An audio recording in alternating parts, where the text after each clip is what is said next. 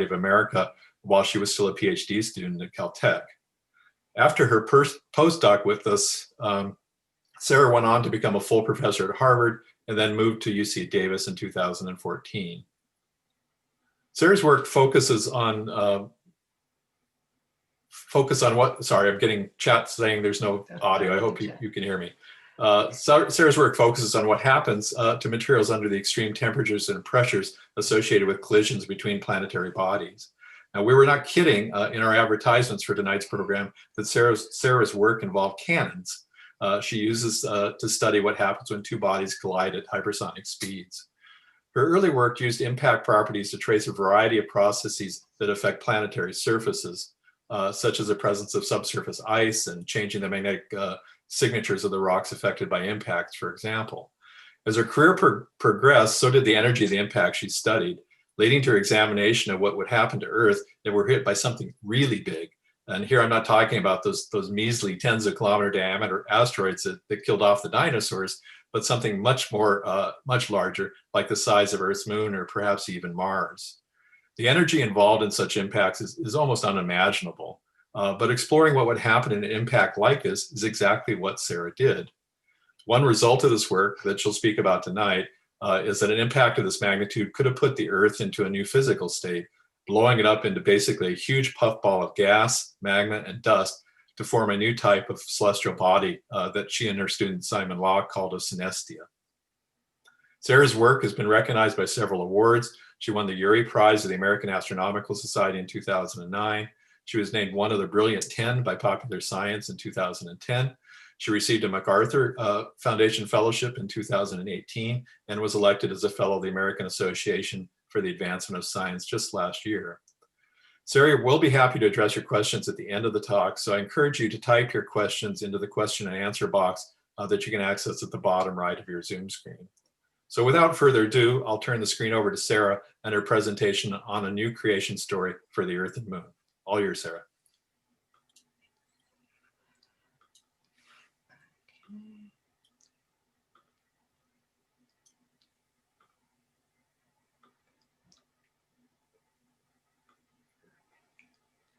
So just transitioning our Zoom setup here. Thank you all for coming.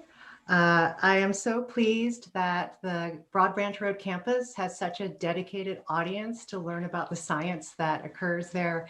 And it really was a formative experience for me straight out of grad school to experience this nurturing and stimulating environment.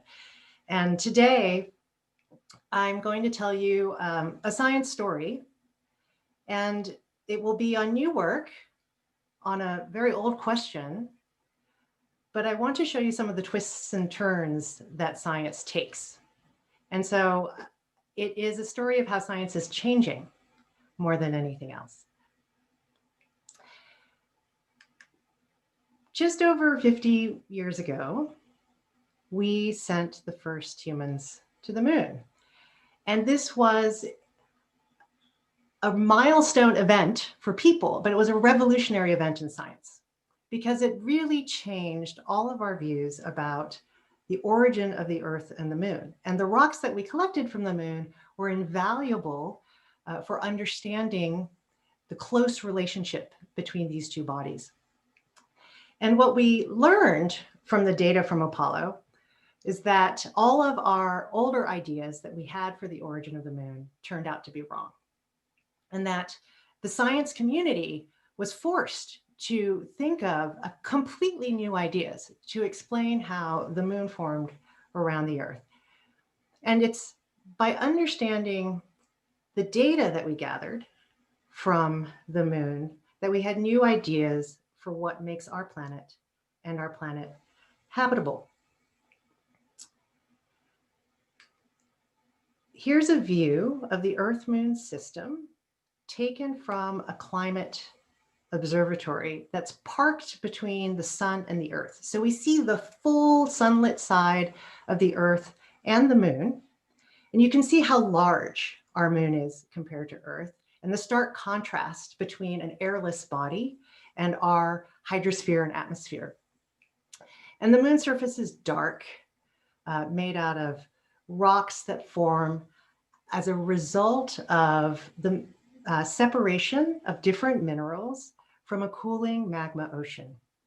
And this mineralogical data that we collected with the Apollo missions was key to the development of the ideas that the moon formed hot and molten.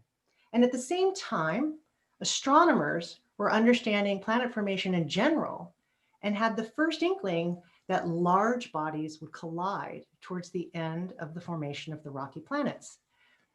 And from the aftermath of Apollo came what was then the radical idea that a giant impact could have happened on the growing Earth towards the end of its formation and put material into orbit around the young Earth, and that the moon formed from that material. And that explains the close chemical relationship that the moon has to the Earth's mantle. And this is called the giant impact hypothesis.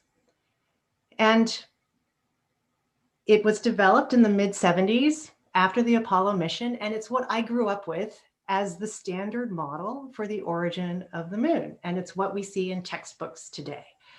And it's such a canon now, this idea of a giant impact, that the impactor that struck the Earth is actually given a name.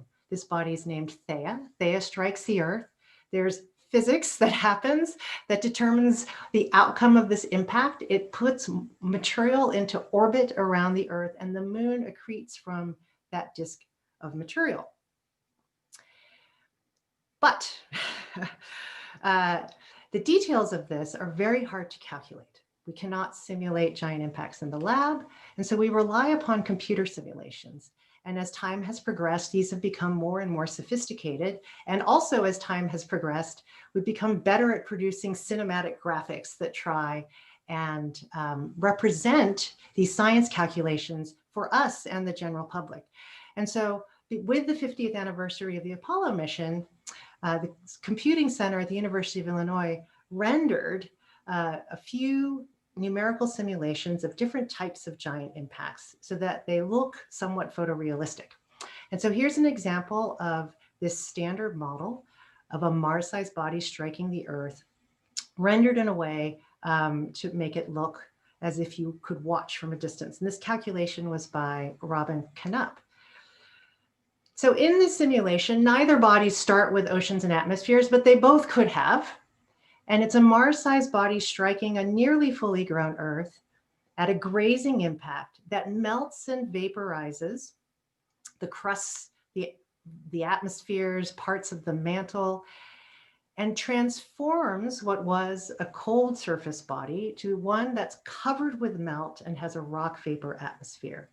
Because the impact occurred at an angle, the impactor Theia was torn into this big streamer. It was large enough that parts of it had enough self-gravitational forces to reform into spherical blobs of molten magma and orbit the Earth. And some of these bodies will stay in orbit and some will recollide with the planet. The Earth here is transformed into something that has this hot, glowing outer layer. That large body is now going to strike the planet in a second event and break up. And the torques between the material in orbit and the rotating planet puts molten droplets of rock and gas into orbit around the planet. And it's from this material orbiting the Earth that we think the moon accreted over some time. And as the system cooled, they became bodies that look like our Earth and moon today. So we're quite lucky to have these types of graphics that give you sort of a stadium seat to what occurred during these giant impacts. So what do we use to try and constrain the types of impact events that could occur that would explain the Earth-Moon system? Because many different kinds of giant impacts could have occurred. In fact, towards the end of planet formation, each body would have experienced a few to dozens of such energetic events. And each one would have been different: the size of the two bodies, the impact velocity, the impact angle. And the first thing that scientists did was try and understand what set of impact parameters could make the Earth-Moon system. And the main constraints that were used, we had to explain the present day rotation of the Earth and the rotational component of the Moon orbiting the Earth. And combined, we call those the total angular momentum of the Earth-Moon system. We have to explain the mass of the Earth and the mass of the Moon. Our Moon is rather large for a satellite. It's just over 1% of the Earth. And it's actually quite hard to put that much material and more into orbit around the Earth from which to accrete the Moon. Another thing we learned about the Moon is it has a very small iron core. It has much less metal in it compared to the Earth. And the weight of that core is only about 3%. And as I mentioned before, it looks like the Moon started hot. And the Moon has less of what we call volatile elements, that is, elements that turn into a gas at modest temperatures. The Moon has fewer of these elements compared to the Earth. And so when these computer simulations were run, we found that the observations were best explained by a grazing impact by a body of about Mars's mass. Mars is about 1/10 of Earth's mass. And it would have occurred near the escape velocity, so near the velocity we need to launch a rocket away from the Moon at a grazing angle in order to get enough material into orbit. Okay. Now, from the beginning, there were parts of this solution that didn't seem to agree with the data. This impact could explain so much about the Earth-Moon system, but we couldn't quite get it to explain everything. And one of the key things that we learned from the Apollo rock samples was that the Earth and the Moon have nearly identical ratios of different isotopes of the elements. So each element has a certain number of protons in its nucleus, and some have different numbers of neutrons that give them different weights, but they're the same element. For example, oxygen is an isotope that has is an element that has 3 common isotopes, and we can measure them very precisely. And when we look at meteorites that fall onto the Earth, we know that each body that these meteorites came from have a slightly different set of isotopes. And what we learned from the lunar samples is that the Earth and the Moon are nearly identical. So identical that it demands some kind of special explanation because of what we observe in the rest of the solar system. The other thing that we are finding is that it's really hard to put enough material into orbit to make the large mass of the Moon. And there are different ways around this. People have proposed multiple impacts to try and grow the Moon instead of doing it all at once. But that is one of the issues that we have with lunar formation. And then another pesky issue with making the Moon is if we make the Moon from the giant impact as described, it should move outward from the Earth due to tides. And in the process, the Moon's orbit should be in the plane of the solar system, in the ecliptic plane with the sun. But what we have is a Moon that's slightly tilted. And this is why we don't have eclipses every month, but only sometimes, because it's not in perfect alignment. But based on this model, we would expect it to be. And so we have to have something else happen to make this outcome. Okay. And so when I was a young professor, right after leaving Carnegie and going to conferences, this was a big problem. The identical isotopes between the Earth and the Moon was so difficult to explain that some scientists were calling for us to abandon the giant impact, that this model could not explain one of the fundamental relationships between the two bodies, and we really need to think of yet another completely new idea. And so in the scientific process, you could ask, that's it, we're done. We made a prediction. We calculated what would happen. It doesn't match the observations. We have to reject this as the answer. And so this was called for by a number of people, that this model was not going to explain the Moon that we have, whereas it could have made moons elsewhere in the universe. And then we would turn to the alternate hypotheses and explore them further to see what could be developed to explain the origin of the moon. And the problem was, we didn't have any. We didn't have any other model that didn't have even bigger problems than the single giant impact hypothesis. And there are so many favorable aspects about a giant impact that we didn't want to throw it all out. And people started thinking creatively about how we could think about it differently. And it's mainly because we expect giant impacts to happen. They are common events at the end of rocky planet formation. And so it is a process that we do think occurred multiple times as we grew the Earth. And it would put material in orbit, and we would expect something to come from that. And so we looked at the constraints that were being used to define the type of giant impact and asked, is there any that we could change? And in work with my postdoc, Matejchuk, at the time, we decided that we would propose the idea that the angular momentum of the Earth-Moon system was not set by the event that made the moon, but that something else did it afterwards. And instead, we just made the moon, but didn't set the length of the day. So we crossed that off the list. And when you cross that off the list, it turns out that there are many more types of giant impacts that are allowable, that could give you lunar mass, and some of them made the disk of the disk around the Earth look just, the disk that forms around the Earth have material in it that looked much more like Earth's mantle, whereas the original standard model predicted that they would be different. And so now we had a different way of explaining the similar composition between the Earth and the moon, that it was a much more energetic giant impact. It would have made the Earth spin much faster, and it could explain the chemical composition of the moon.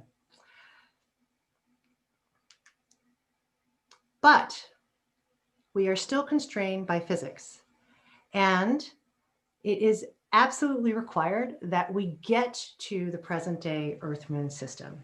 And the principle that is invoked is conservation of angular momentum. Angular momentum is a conserved quantity in the universe, just like energy, total energy is conserved. And angular momentum describes the relationship between radius and rotation in this equation, in that this angular momentum term is the radius vector cross times the mass times the velocity. And it's most easily envisioned by looking at ice skaters and how they speed up as they bring their arms in closer and reduce their radius, and to conserve angular momentum, their angular velocity has to speed up. And so when one just looks at the parameters of a giant impact, impacting at the radius of the Earth with a mass that's about Mars and near the escape velocity of the Earth, you get the answer that's very close to today's Earth-Moon system. And so if the giant impact came up with something else, then one would need a tidal evolution model to change it to get to today. So to put some numbers on it, if you integrate backwards in time through the lunar tidal evolution to where the moon must have formed at about 3 Earth radii, then the length of day of the Earth was about 5 hours. And in these high angular momentum models that could predict a closer chemical relationship between the Earth and the moon, we were proposing solutions that had length of day between 2 and 3 hours. So 2 or more times the angular momentum budget than we have today. And that's a lot of angular momentum that must be transferred to another body. And when we first proposed the idea of changing the parameters of the impact model, there was a proposed solution on how to change the length of day after the moon form. And at the time, Matejchuk invoked a process called the Eviction Resonance. And so imagine that the gravitational tugs between all the different bodies in the solar system leads to sort of a dynamical dance between them. And sometimes the dance proceeds in a uniform way, and sometimes people get caught into what are called resonances that lead to a lot of exchange of angular momentum in the solar system. And so the idea here, because angular momentum is conserved, is that instead of the angular momentum being in the Earth and Moon system, we're transporting some of it into the Earth and Sun system. So it's a transfer process. And I'll give you an animation here that visualizes how some of this might work so that you have a sense of what is going on. And this is just a line drawing of the moon's orbit around the Earth where it would have been soon after it formed. We think the moon formed close to the Earth because all of the material to form the moon was emplaced close to the Earth, but it couldn't form too close or it would be broken up by the strong tides from the Earth. And so to be safe from being broken up, the moon grows beyond about 3 Earth radii. And so the initial location of the moon is expected to be a little bit further than that. And in this example, the Earth is spinning at 2.5 hours and has nearly twice the angular momentum of today. And the moon's orbit will now evolve from tides, just as it does today. Tides slowly push the moon outward and make the length of day a little bit longer. And so in this model, the moon's orbit will move outward with time. We're looking top down and gives you the radius of the orbit. It's now caught in this resonance called eviction, which makes the orbit elliptical and makes the closest approach at a 90-degree angle to the sun. During the time that it's in this orbit, the length of day gets longer because angular momentum is being transferred away and the total is dropping down. And where there were these first calculations of this process that found that this resonance would continue and be broken at about the time that the Earth-Moon system would have achieved its present-day value. And so this provided an alternate explanation for today's length of day that, that would then explain the rest of the lunar tidal evolution while giving the initial conditions to make the moon look more like the Earth through a higher energy and higher angular momentum event. And so in 2012, this was published, and scientists love to come up with new ideas. And so this was really a splash of an idea. And we celebrated it as opening a new door to understanding the Earth-Moon system and open the door to new ideas in lunar tidal evolution. And that was very satisfying. So I will just say at the time, this felt really good. And then people will ask me, what did people think? And if you know any scientists, you will know that they almost never believe anything they hear the first time. And the first thing that everyone does is start poking at the problem and trying to understand where it's robust and where it needs more work. So if this were a movie, the next sequence that I would show you is a montage of all the scientists going back, working on different parts of the problem, questioning different parts of the problem, and coming up with variations on this idea of their own, or finding things that they didn't like about the way that we did it. And that is a very exciting time because it's a lot of back and forth in ideas and questioning of the assumptions that we made. And so we learned very quickly that some of the things that we proposed weren't right in detail, even though the overall idea was immediately confirmed that you could find different models for the lunar evolution that could transfer a lot of angular momentum. And at the time, I was surprised that other people found solutions so quickly, because Matyachuk had done this for the first time to publish that this was a way to explain the evolution of the lunar orbit. And I asked him, what was it? Why had no one looked? Why hadn't these been found before? And the answer was that no one had pushed them to look for these kinds of solutions. And it was partly because everyone was working with the original idea that the length of day was set by the giant impact, and there was no problem to be solved. And so one of the lessons in science is to know that there's a problem that we need to answer. And that is something that then happened next. We realized that there were pieces of the problem that we didn't understand, the way that we thought about it the first time, and we spent a lot more time digesting the idea of a high angular momentum giant impact. And then this leads to the cannons part, because Rick promised you cannons. And so here is my lab at UC Davis.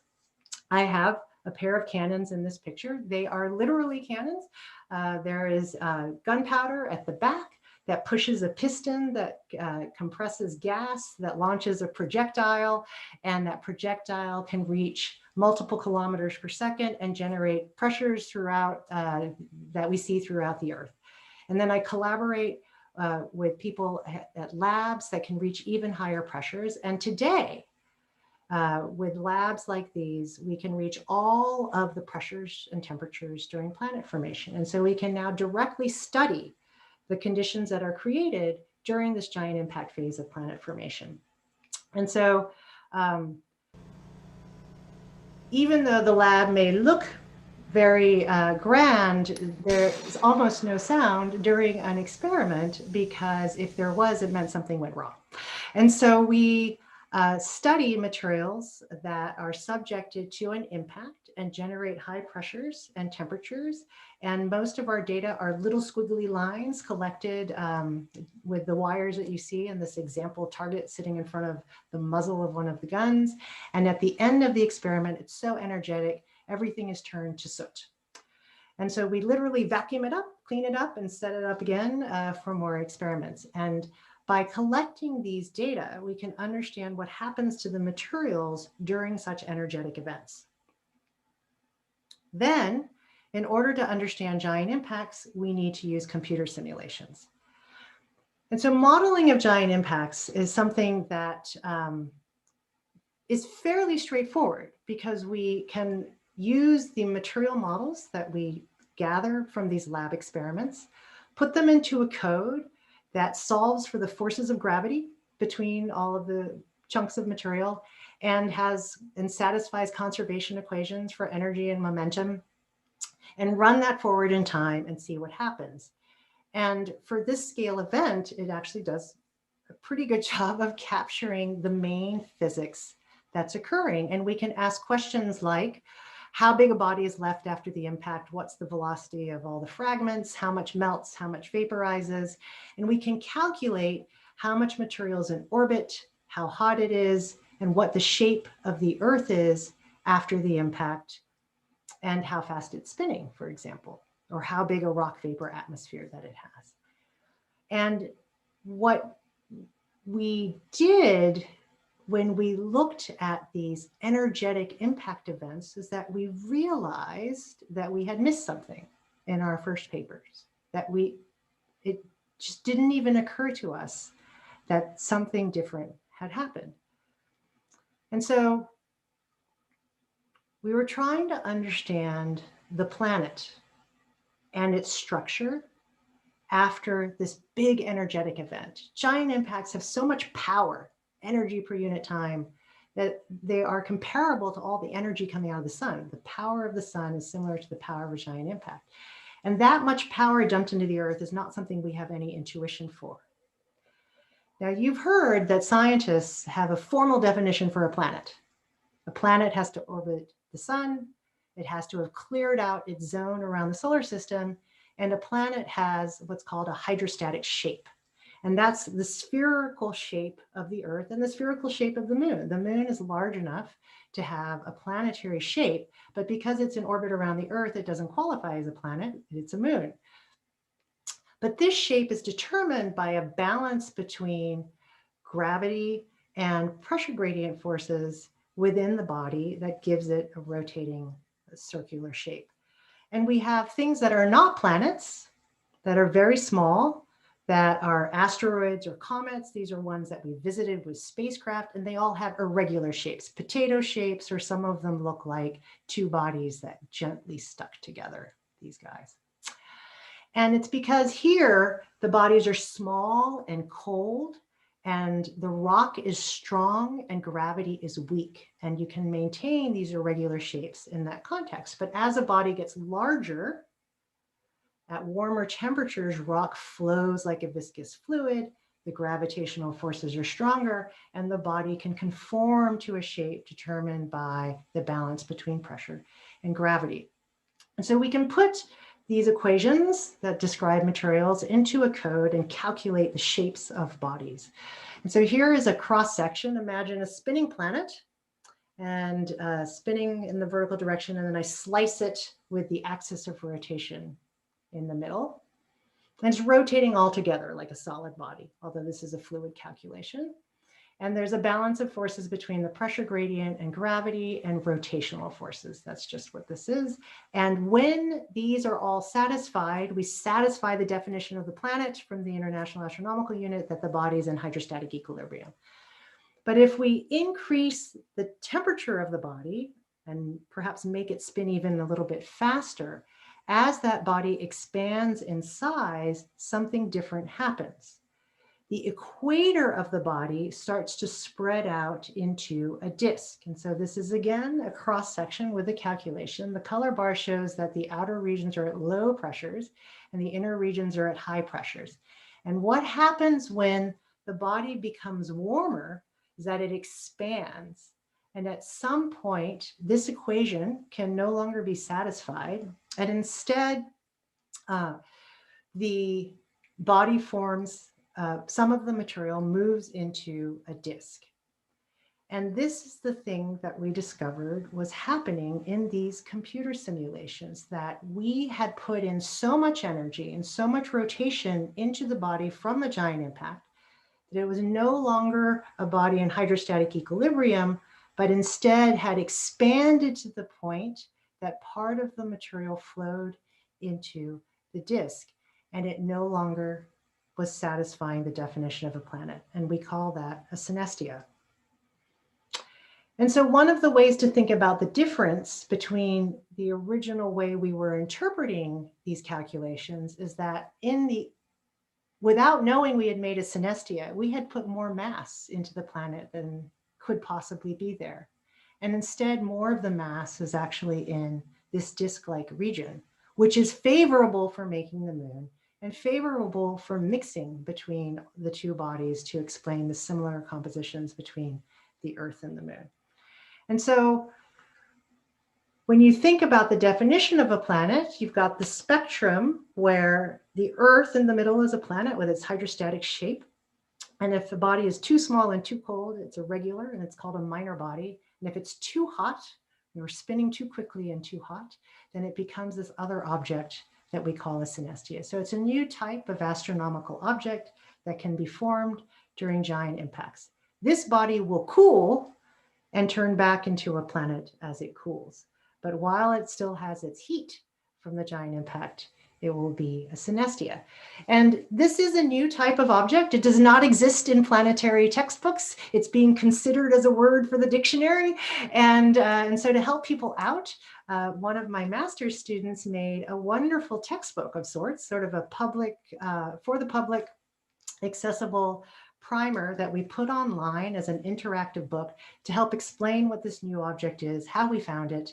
And there are these interactive widgets that you can use to play with the system to help you understand what synestias are. So I encourage you to go to this website and take a look and explore for yourself. So I'll show you now another rendering, this cinematic rendering from the University of Illinois of one of my calculations of a high energy, high angular momentum giant impact.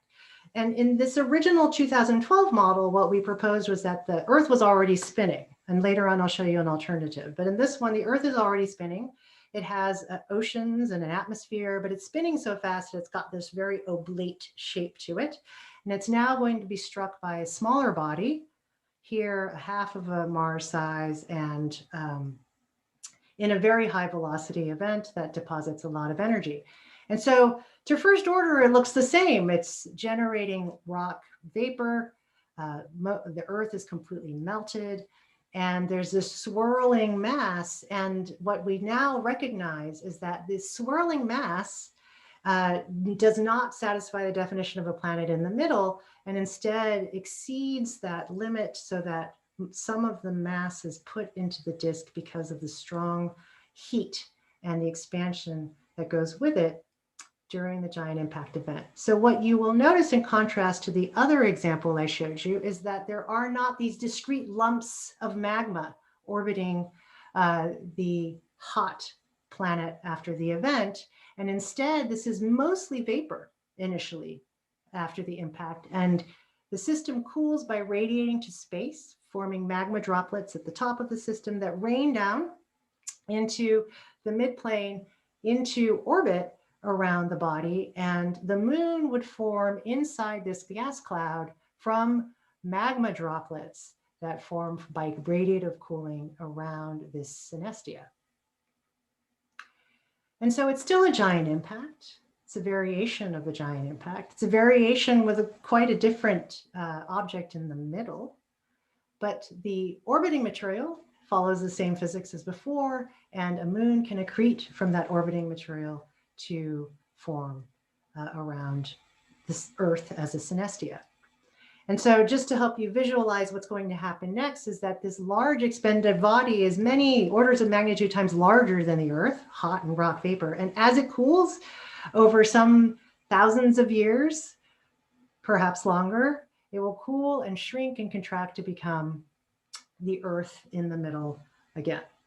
But during that process, the moon would form inside this hot vaporous object. And so here is this an artistic impression of the synestia. The top of what you would see would be magma rain clouds radiating at more than 2000 degree temperature. And that would be the surface of the synestia that you could see, magma droplets that then fall inwards. And unseen to the observer from this angle, the moon would be growing inside of the object. And then as everything cools and contracts, because it's going to cool down and form the Earth again, the moon stays in orbit. It has angular momentum and stays in orbit. And the synestia contracts inside the moon's orbit, and the moon becomes separated from what will become the Earth. And it's now a separate object in orbit around the Earth.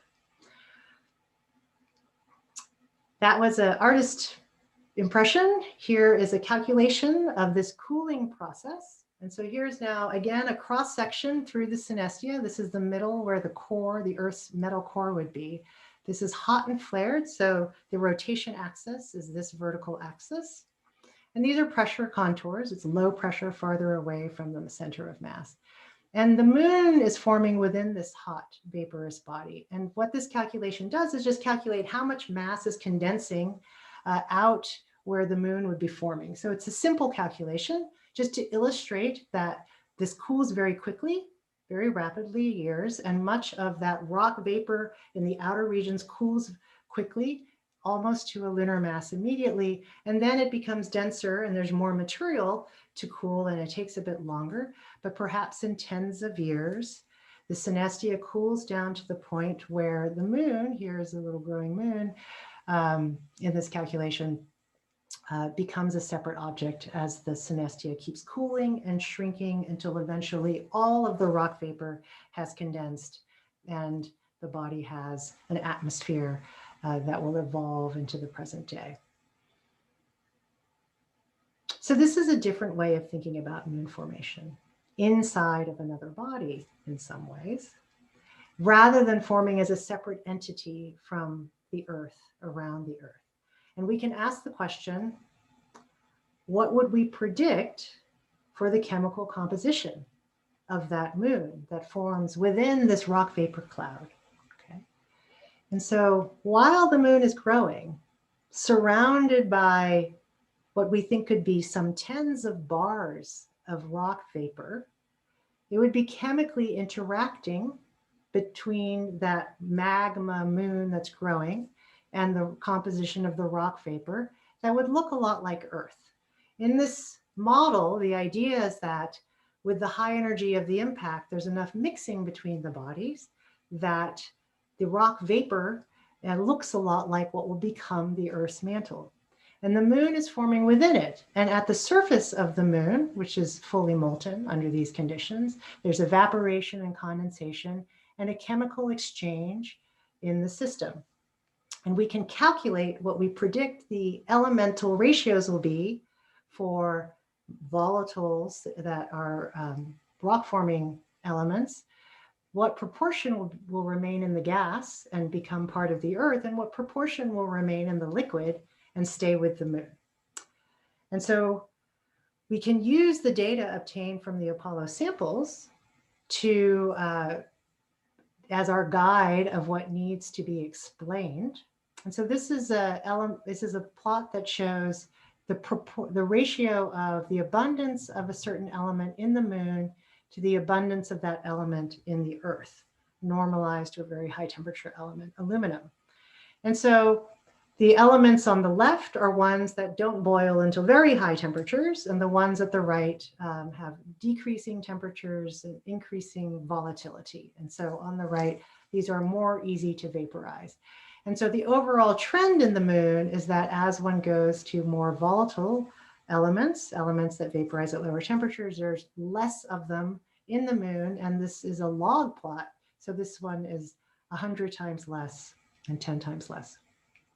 And then our colleague, Misha Peteov, calculated what the proportion of elements would be in the moon versus that gas under different conditions that we found in our simulations of impact-formed synestias. And so what we found is that for some range of pressures, tens of bars at the temperatures of boiling rock, we can match the observed composition of the lunar mantle and explain why it has this complementarity to the Earth's mantle, in that it's similar to the Earth, but a bit more depleted in these volatile elements because of the moon's high temperature origin within this gas cloud.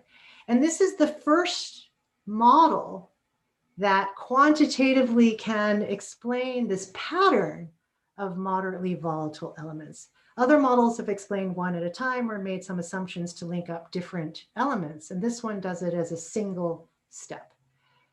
What this model does not explain are identical isotopes, and so there would either have to be extremely good mixing between the bodies, or the impactor had similar isotopes, which is a plausible solution given other things we know in the solar system.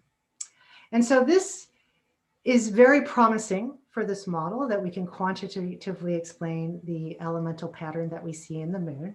And so this is the current proposal, this new creation story for the Earth and moon.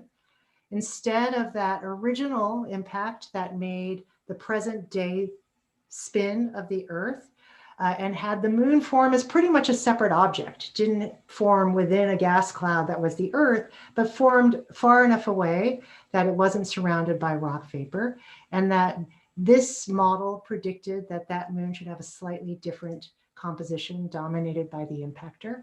And in the Synestia model, the Earth itself is expanded to such a size that the moon forms within it, and that explains that main chemistry. But there is still great debate.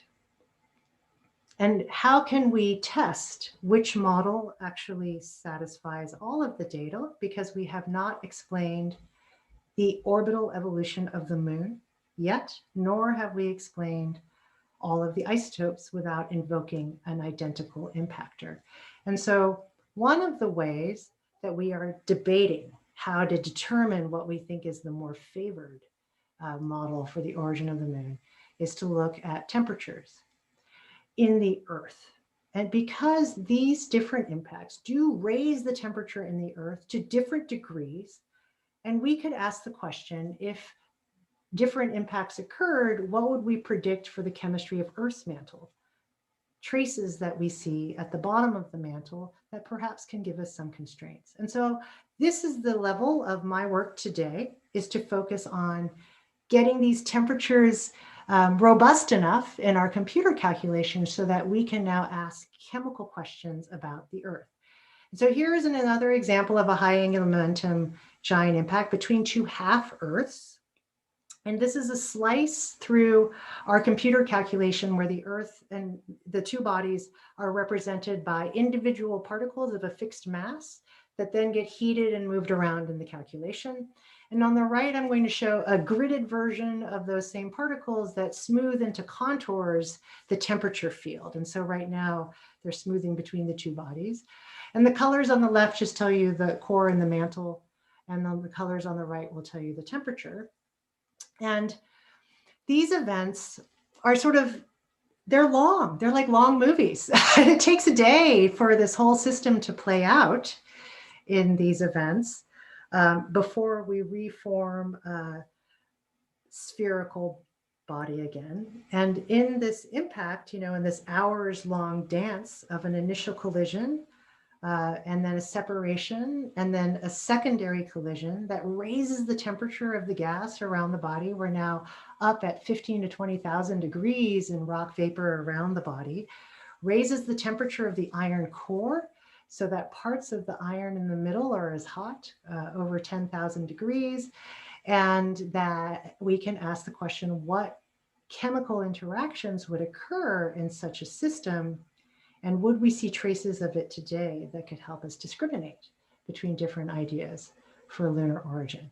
Now, these are not the cinematic versions of the giant impact calculations. This is the kind of movie that I can make from my calculation output. But it gives you a sense of what I get to look at every day as part of my research. And they are quite lovely and fun and a little mesmerizing. But when I look at these, I say, wow, that core is really hot. What is happening at the core mantle boundary in the body after that? And we do see different degrees of heating in different kinds of events. And this entire space around the core is rock vapor with some molten chunks in orbit. And so I think this is the way forward to help us discriminate on the chemical side what we think is happening. And that leaves us the problem of how to explain the present day rotation of the Earth-Moon system and this pesky problem of the inclination of the orbit of the moon. And so this is under very rapid movement. I put some citations down at the bottom because there are several papers that have been written over just the past few years that are debating what happened in lunar evolution, and there's no consensus. But I'll just point out an example model of how things have changed. And so one quirk about making the moon from a giant impact is that it starts in the equator of the Earth.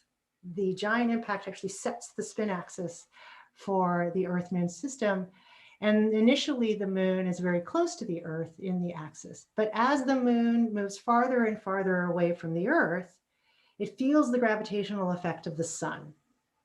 And in the original model, with a 5-hour day for the Earth and the present day angular momentum, there was a very smooth transition between the moon being aligned to the equator of the Earth and the moon being aligned to the ecliptic and being in orbit around the sun. That would give us these lunar eclipses, solar eclipses.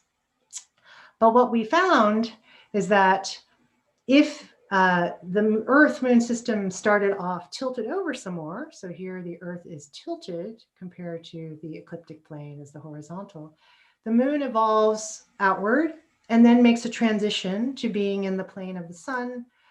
And that transition occurs in a way that could remove angular momentum from the Earth-Moon system.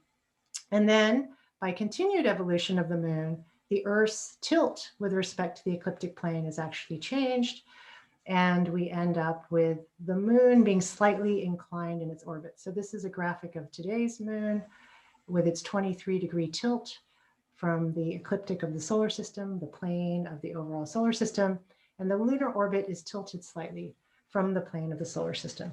And so there are still multiple ideas in play for how to explain this process. And I think it will take a little while to shake out exactly what happens because it's a difficult calculation to do. And we don't have unique ways to constrain the middle of what happened between the impact and what we see today. And so I think chemistry will be the guide on that side. And so I hope I've given you a sense of new ideas for the origin of the Earth and moon, and a sense of the back and forth that occurs as part of the scientific process, and the debates that we have amongst ourselves and with ourselves about how things work, and that we learn as we go along and make improvements to how we understand the outcomes of these systems that we can't just set up and recreate in the lab. And it's just been one of the most exciting topics to work on. And I hope when you go out and look at the moon tonight, that you will have a sense of wonder at how hot our bodies were at the time of their formation and how much has changed and how we're still trying to understand exactly what happened to make our planet and our moon. And thank you so much for coming.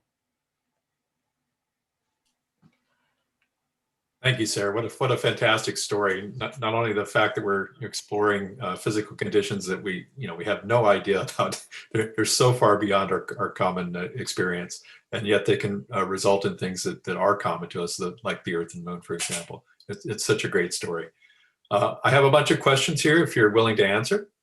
Yes. Let's start with a couple that are related here. It says, how much did the impact change the Earth's orbit? And the related one is, why wasn't this impact big enough to destroy the Earth? Well, so these impacts do not substantially change Earth's orbit, although you will think that of the frame of reference. So when the impactor is much smaller than the fully grown moon, it doesn't do much. And the other way to think about two similar sized bodies colliding is that their orbits have now overlapped and they will form an intermediate orbit around the sun.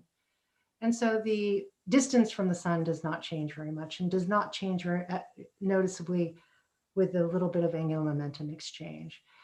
So they are quite energetic events, but they are very small compared to the energy of the whole solar system and the overall energetics of the distribution of planets.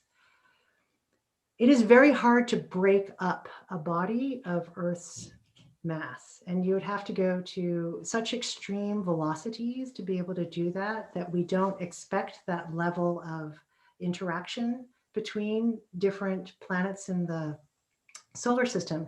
And one way you can think about that is, if you want to make two bodies collide faster, you need an external force to kick up the velocity of one of them. And in our solar system, the biggest external force for the terrestrial planets is Jupiter. There's only so much extra kick that Jupiter can give the planets, and it's not enough to destroy the inner solar system. And so most of these impacts are still growing impacts, even when they're this energetic. Thanks, Sarah. So there are a few questions here about how tides cause the moon's orbit to Yes. grow from the Earth. Could you Yes. add that a little bit? Am I going to be able to explain tides on my feet? So the Earth, so tides are a word that describes the torque, and it's a gravitational tug between the Earth and the moon. And the Earth is very slightly oblate, and it's slightly oblate because of the gravitational attraction for the moon. But the Earth is spinning quickly compared to the month that it takes the moon to move around the Earth in its orbit. And so the Earth is a little bit ahead of the moon with this deformation from the gravitational interaction of the moon. And because that tidal bulge in the Earth is a little bit ahead, it's like a little tug between the Earth and the moon. And the direction of that tug is to push the moon out a little bit and slow the Earth down. Great. I've always wondered about that one. There's some great YouTube videos for how tides work and the misconceptions in textbooks. So beware the textbook figures and find a good YouTube video. There you go. But a couple of related ones.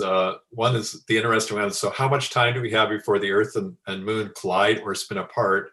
And then the other one is also timing, is how long did it take for the Moon to get locked in the Earth facing the synchronous orbit? Okay, I'm not going to know the answer to that off the top of my head. You'll have to ask the dynamicists. For when did the Moon's face become tidally locked? Pretty early in its evolution.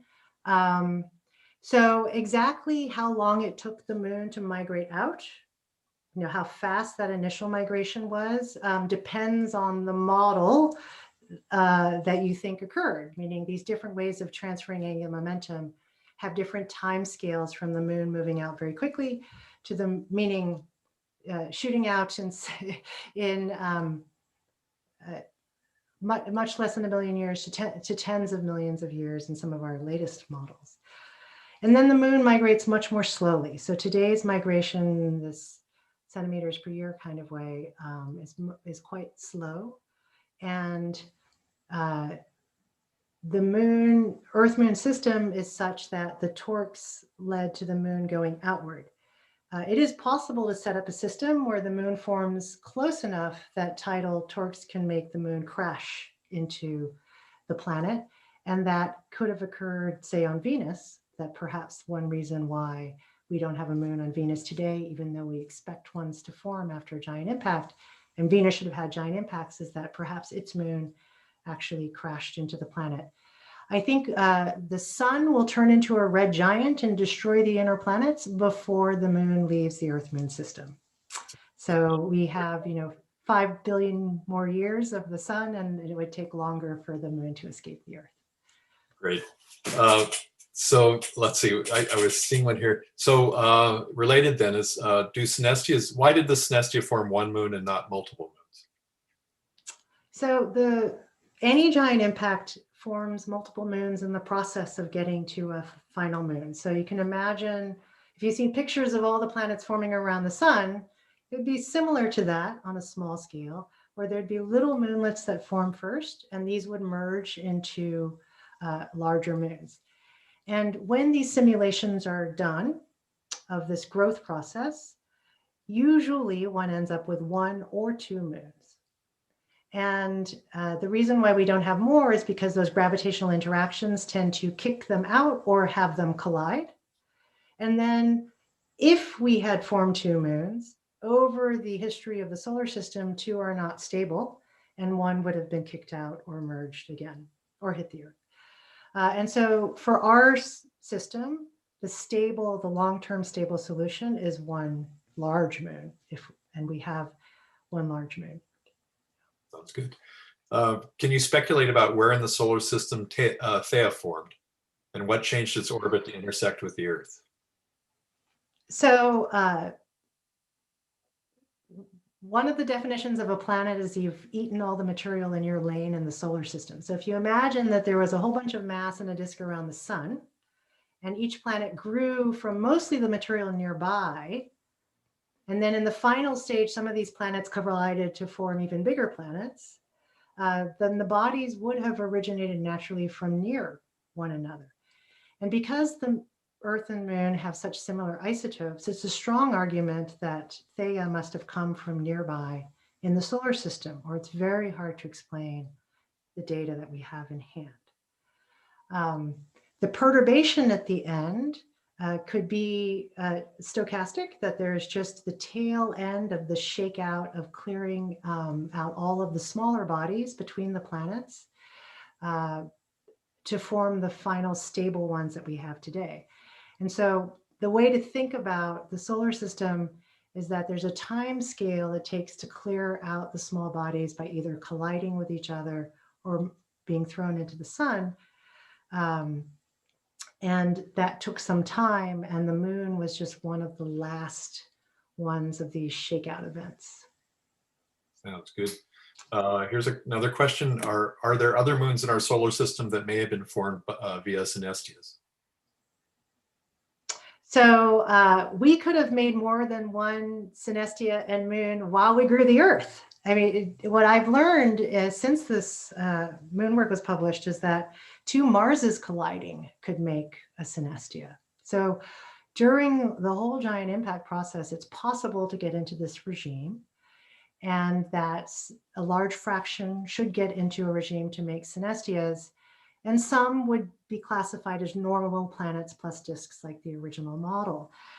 And so it is possible that we had moons that have since been lost, like the Venus case. And if a moon formed around Mercury, which we would have expected, the moon around Mercury would not have been stable over the age of the solar system because of its proximity to the sun. And so I would say we expect that we made moons in many giant impacts, and that most of those moons have been lost. Here's another question, one that I've asked you before. is how much matter was lost in the process of this collision, lost from the Earth-Moon system.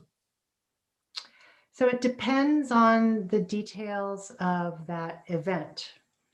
And so in the case of the fast spinning Earth, where we started with that spinning squished planet, that one started a little bit larger than the Earth. We started it with 5% more mass, and it actually was an erosive event that then put material into orbit. But that mass has to go somewhere. So it has to land on Venus or come back to the Earth or go and hit the asteroid belt. It does end up being incorporated into the final planets, and that needs to be taken into account. But other examples, like the last animation I showed you of 2 half-Earths, that was a growth event, but there's still a few percent of the mass of the system that's put into orbit around the sun. Okay, let's end with a couple more questions here. One is, can you get from a cooling synestia to a magma ocean? In the Earth, yes. So the sequence of events is that the body is a synestia. And as it cools, it'll eventually shrink back down to something that now satisfies the definition of a planet.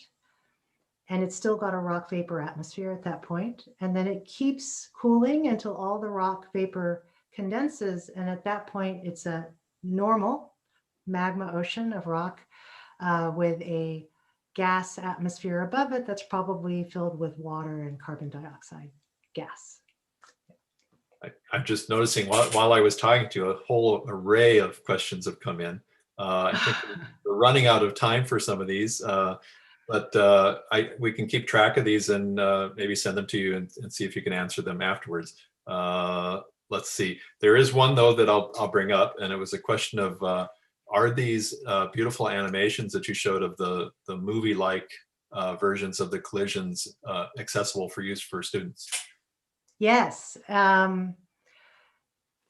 I think everything is linked from my website. I also have a YouTube channel that you can find from my website. So that's sarahtstewart.net, or if you Google me and the moon, you'll find it. And so they are publicly available. If you're using them, of course, for not educational purposes, you should contact the original developers at the University of Illinois, and that contact info is with my published versions of these animations. If you can't find it, shoot me an email. I will send you the links. Great. Thank you so much, Sarah. It's such a beautiful presentation. We really appreciate you giving it. So for everybody in attendance, thank you for attending tonight. Thank you for the large number of questions that are showing up. It's clear how exciting the subject is and how stimulating Sarah's talk has been for this large audience. So thank you all. The neighborhood lectures are done for the year. They will, though, resume in the spring with a new series. So if you have not already registered for information from us, please do if you're interested in attending more of these. And we hope to come up with a equally exciting program starting in the spring again. So thank you all for attending, and thank you, Sarah. Thank you very much.